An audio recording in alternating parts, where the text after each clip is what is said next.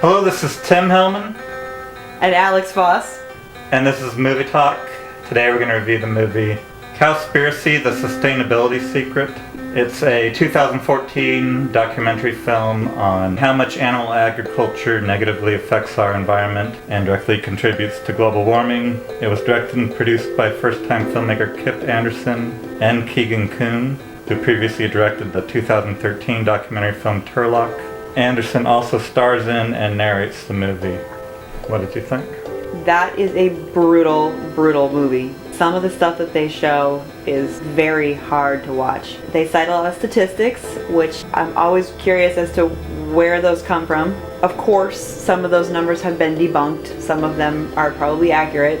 I think that anybody who eats meat needs to be looking at this kind of thing, and I don't know where else you're going to get that information. It's nicely condensed, and they didn't just cover agriculture, they also talked about fisheries, which was just as heartbreaking as the cows and the chickens and the ducks. And the ducks.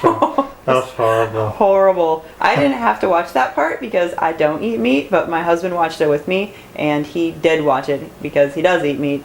Yeah. So I just looked away. But if you eat meat, you should watch that shit, because most of the meat that we eat comes from factory farms. When it does come from the organic farms, it's still hurtful to the environment, though, because it's taking up a lot of land and resources.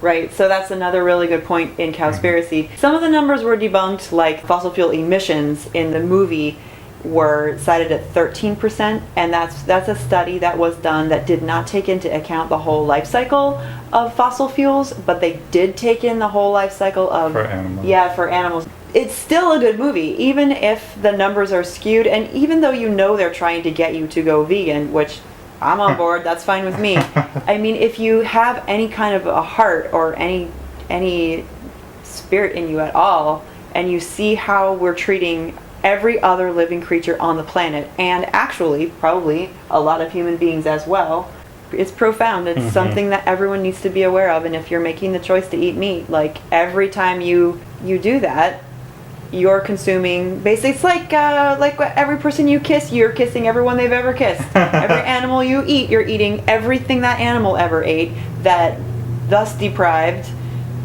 somebody in a poor country of a meal. Maybe what I didn't like was they sort of almost implied that if you just stop eating meat and dairy products, you're well on your way to doing your part to mitigate climate change, and that's not actually true. You still shouldn't drive. You should consume as little as possible of everything and anything. But the animal agriculture, that would take effect right now, whereas everything else could take years for it to have an effect. Yeah, it's a great idea to stop eating meat and dairy if products. If everyone also did it right now, it would have such a huge effect on climate change, whereas everything else would take a while for it to process its effect. Because methane and nitrous oxide are mitigated really fast. The effects go away really fast, whereas carbon sits around for like 100 years or so. So yeah, I mean, definitely very inspiring to make a person want to stop eating meat and dairy, for sure. Yeah, and I didn't know any of this until recently, because I started following this actress Courtney Palm and reading all her stuff, and so that convinced me to go vegan, and she sent me the link for this movie, so that's why I watched it. Oh. So I think it's good to spread the word, because there's a lot of people that don't know. Our media culture definitely pushes consumption, and we think that, I mean, that's who we are, we're consumers. It's the American dream. Just consume as much as you can. And that's something to be proud of. People think like how many countries you fly to on vacation and how much money you have to buy stuff with, when that's not something you should be bragging about, really. We know climate change is happening, and we can, the science indicates that emissions are causing it, and we know where emissions are coming from. So if we don't know the exact number of emissions, we still need to reduce our consumption of all luxury items. But with animals, like, these are living creatures, and they want to live just as much as we do. So to think what we're doing to them, I mean, it's some seriously bad fucking karma, man. What we do to animals, especially in the meat industry. I mean, what they do to... Well, what about fisheries, too? For every pound of edible fish, they're harvesting 5 pounds of sharks and dolphins and whales and turtles. And they predict that by the year 2080 or something like that, we'll have fishless seas. Mm-hmm. What does that mean? I know, that'll be like, crazy. let's use drift nets and just wipe out everything in the ocean. And that number might be wrong, but still, like, there are a lot of people who are comfortable with eating animals, but it's not good. Whether you look at it from the humane perspective or you look at it from the emissions perspective. Or the health perspective. Or the health perspective. It can cause cancer and heart disease. Yay! way more. Oh, and they didn't even talk about superbugs. The way that we're jacking our animals all full of antibiotics is helping to create these superbugs, so that actually 1 out of 4 people that is admitted to a hospital will walk out with a superbug. Yay! Really? Yep. I didn't know that. I just heard that number from a doctor, so cite my source. Probably pretty accurate. And I like the point that they brought up that it's costing everyone else too. Like, Yeah. a hamburger at McDonald's is costing maybe another $7 to everyone else. Because everything that went into that animal is subsidized by our tax dollars. Mm-hmm. So every time someone buys a Big Mac, you're probably paying more for that than they are.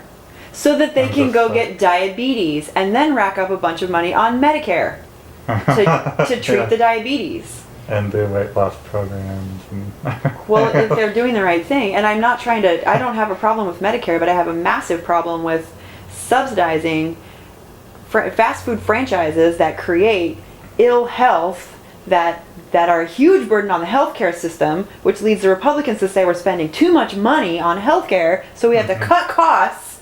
Just stop subsidizing McDonald's. That would help a lot. We could go on and on because there is no consuming things in a way that doesn't create harm. If you are alive, you have a footprint. Our job is to minimize our footprint. And one way to do that, as the movie suggests, eat a vegan diet. And you may view it as a sacrifice, but what's a bigger sacrifice, the entire planet or your diet? And there's the prejudice of that it's okay to hurt these animals, but not a cat or a dog. People are concerned about the SeaWorld, the dolphins in SeaWorld or whatever, the orcas. But they don't care about all the other animals we're consuming. We are hypocrites. We only respond to what we can see right in front of us. That being said, though, that's pretty cynical to think that we aren't capable of change. Humans are the most adaptable species ever, and that's how we became, so predominant on the planet. We can change. It is absolutely facetious to say that we can't, because if we keep doing what we're doing, we're really in big trouble. People used to have slaves. Right. Yeah, hey, we got rid of the slaves. I know. And no one wanted to hear how that was wrong at the time. Yeah. So, I mean, yeah, women didn't used to have the right to vote. We can vote now. Yeah. We had civil rights. Yeah. I think the best way is to just keep talking about it, even though a lot of people hate it and think,